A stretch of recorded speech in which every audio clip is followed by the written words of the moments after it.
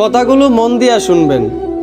গাধাকে যখন সৃষ্টি করা হলো তখন গাধাকে বলা হলো, তোমাকে সকাল থেকে সন্ধ্যা পর্যন্ত প্রচুর পরিশ্রম করতে হবে, সারাদিন পিঠে বোঝা বয়ে বেড়াতে হবে, খেতে পারবে শুধুই ঘাস, তোমার মাথায় কোনো বুদ্ধি থাকবে না, আর তোমার আয়ু দেওয়া হবে 50 বছর। এইটা শুনে গাধা বলল, হে প্রভু, আমাকে 50 বছর না দিয়ে 20 বছর আয়ু দিন, আমি এত বছর বাঁচতে চাই না। সৃষ্টিকর্তা তার এই কথা মঞ্জুর করলেন। তারপর যখন কুকুরকে সৃষ্টি করা হলো তখন কুকুরকে বলা হলো, তুমি হবে মানুষের একজন কাছের বন্ধু, আর তোমার খাবার হবে মানুষের থেকে যাওয়া জুটা খাবার, আর তোমার আয়ু দেওয়া হবে 30 বছর। এইটা শুনে কুকুর সৃষ্টিকর্তার কাছে হাত জোর করে বলল, হে প্রভু, আমি 30 বছর বাঁচতে চাই না, আমাকে 30 বছর থেকে 15 বছর আয়ু দিন। সৃষ্টিকর্তা তার এই কথাও মঞ্জুর করলেন।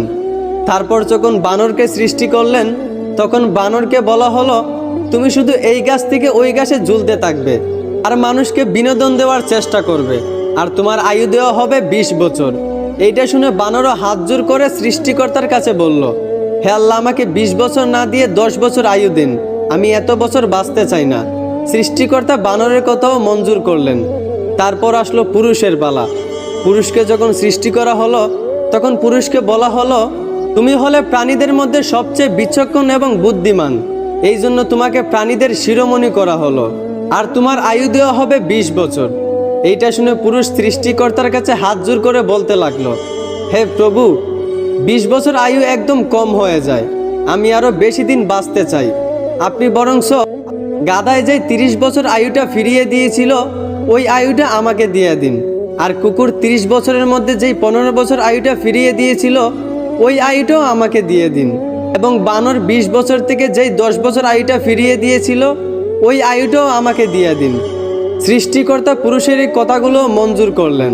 তারপর থেকেই ছেলেরা 20 বছর পর্যন্ত পুরুষ হয়ে বাঁচে, আর যেই 30 বছর গাধার থেকে চেয়ে আনা হয়েছিল সেই 30 বছর পরিবারের বোঝা পিঠে বয়ে বাঁচে, ঠিক একদম গাধার মতোই। বাকি 15 বছর সন্তানরা যা দেয় তা খেয়েই বাঁচতে হয়। যেমন একটা কুকুরকে মানুষ যা দেয় তা খেয়েই বাঁচে, ঠিক তেমনি একটা পুরুষও বাকি 15 বছর এইভাবেই কাটাতে হয়, ঠিক একটা কুকুরের মতোই। আর বাকি 10 বছর পুরুষদেরকে বানরের মতোই বাঁচতে হয়। বানর যেমন এক ডাল থেকে আরেক ডালে ঝুলাঝুলি করে এবং মানুষকে বিনোদন দেয়, ঠিক তেমনি পুরুষদেরকেও বাকি 10 বছর বাঁচতে হয়, একবার ওই সন্তানের কাঁধে ঝুলে একবার ওই সন্তানের কাঁধে ঝুলে, এবং নাতিদেরকে বিনোদন দিয়ে এইভাবেই বাকি 10 বছর বাঁচতে হয়। এইটাই পুরুষের জীবন, এইটাই বাস্তবতা।